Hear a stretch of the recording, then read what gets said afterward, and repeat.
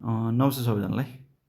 आज चाहिँ हामी सोल्टी होटल लिमिटेड एसएचएलको चाहिँ थर्ड क्वार्टर रिपोर्टको बारेमा छलफल गर्दैछौँ र यदि कसैसँग छ अथवा किन्ने प्लान गर्दै हुन्छ भने चाहिँ यो भिडियोलाई चाहिँ अन्तिमसम्म हेरिदिनु होला। फुल भिडियो चाहिँ युट्युबमा रहनेछ र यसको बायो चाहिँ मैले लिङ्कमा हालेको छु है।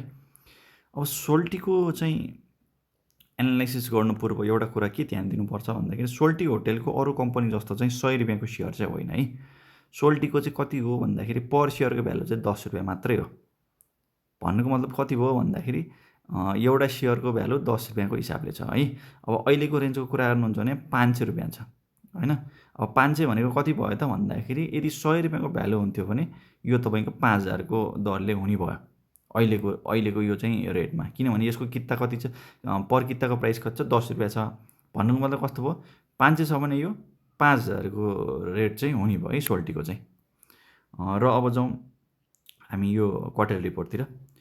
अब है अब होटेलहरूको चाहिँ कुरा अथवा चाहिँ यो गर्नु पर्दाखेरि हामीले कताबाट जानु चाहिँ एकदम बेटर हुन्छ भन्दाखेरि यो जुन चाहिँ प्रफिट एन्ड लस स्टेटमेन्ट भनेर भनिएको छ त्यसबाट चाहिँ हामीले हेर्न चाहिँ एकदमै इम्पोर्टेन्ट हुन्छ है। अब यो हेर्दै जाँदाखेरि हामीले लास्ट इयरको र अहिलेको कम्पेरिजन गर्ने हो होइन। अब लास्ट इयर तपाईँको हेर्नुभयो भने चैतसम्म 1.99 अर्ब कमाउन सफल भएको छ भने यसपालि 2.249 हो। जुन भनेको लगभग 24-25 करोडले चाहिँ माथि छ रेभेन्यू होइन।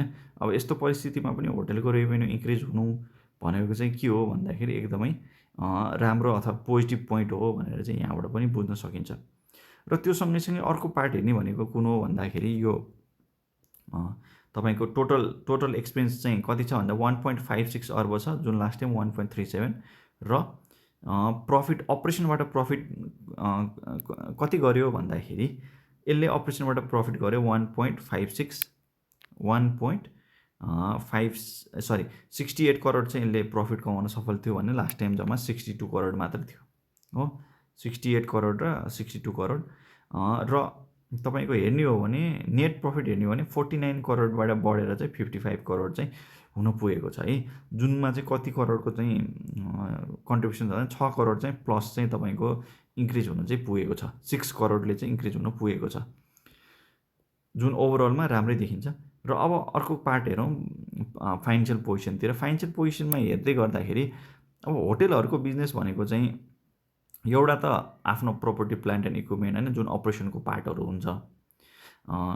किन भन्दाखेरि त्यहाँ तपाईँको चाहिँ अब सोल्टीको कुरा गर्नु पर्दाखेरि सोल्टी होटेलको चाहिँ आफ्नो इन्फ्रास्ट्रक्चर पनि छ। इन्फ्रास्ट्रक्चर भनेको बिल्डिङहरू पनि आफ्नै छ होइन, बिल्डिङ आफ्नै छ। त्यसको लागि चाहिने चाहिँ फिक्स एसेटहरूदेखि लिएर भयभरको सबै कुराहरू के छ त सबै आफ्नै भएको कारणले गर्दाखेरि यो चाहिँ कति हुनु पुग्यो भन्दाखेरि ह्युज एमाउन्ट चाहिँ हुनु पुगेको चाहिँ 2.76 अर्बको त के नै छ त आफ्नो इन्फ्रास्ट्रक्चरै छ।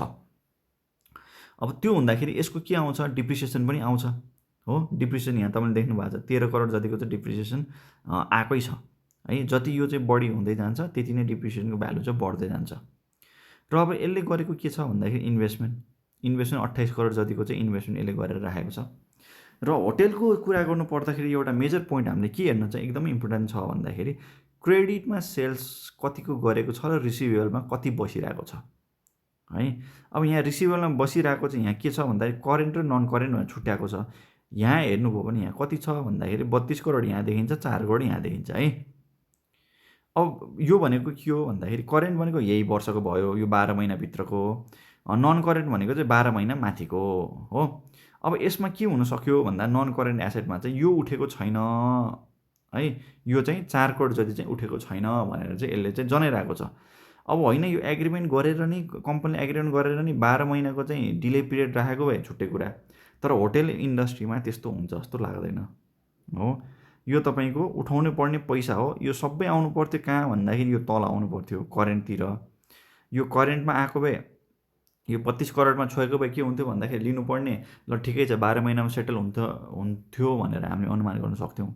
तर के भयो भन्दा यो तपाईँको कता आएको छ 4 करोड जति चाहिँ माथि आएको छ है।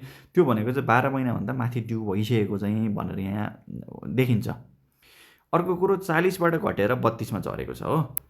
यो हाम्रो कतिमा झरेको छ भन्दाखेरि 40 अस्तिको तपाईँको चाहिँ पुसमा 40 थियो, 40बाट झरेर 32, 8 करोड जति चाहिँ उठिसकेको छ।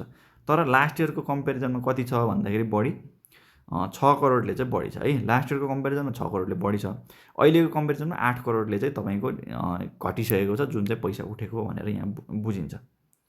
अब अर्को कुरा हेरौँ, कम्पनीसँग लिक्विड क्यास कति छ त भन्दा 17 करोड जतिको चाहिँ उसले अपरेसन धान्नको लागि अथवा चाहिँ मेजर केही इन्भेस्टमेन्ट आइहाल्यो भने त्यसमा चाहिँ लगानी गर्नुको लागि भनेर 17 करोड जतिको चाहिँ आफूसँग क्यास बोकेर बसेको छ, जुन एकदमै राम्रो हो जस्तो लाग्छ है।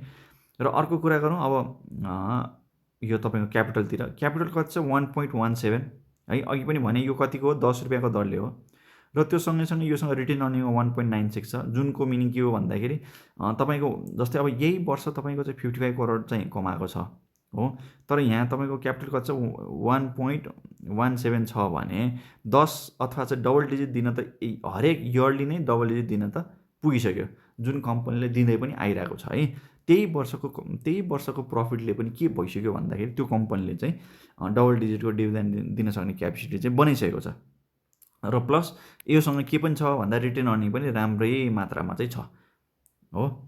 अब अर्को कुरा गरौँ तपाईँको चाहिँ लोनतिर है। लोनमा त्यस्तो खासै धेरै छैन, यहाँ र यहाँ गर्दाखेरि लाखमा मात्र लोन छ है। यो भयो 38, यो भयो 13 भने चाहिँ 50 लाख प्लसको हाराहारीमा मात्रै योसँग लोन छ, त्योभन्दा बाहेकको अरू के पनि लोन छैन।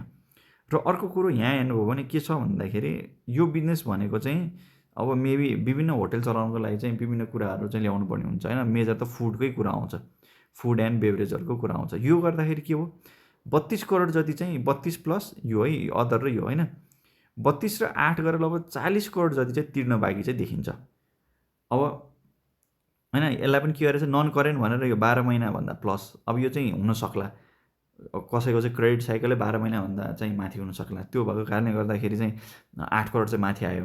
अर्को 32 करोड यहाँ आयो, टोटलमा चाहिँ 40 करोड जति चाहिँ आफूले लाइबिलिटी बोकेको देखिन्छ, जुन चाहिँ केही कारणवश जुन चाहिँ टाइमली कुनै पिरियडमा चाहिँ कम्पनीले तिर्नुपर्ने हुन्छ।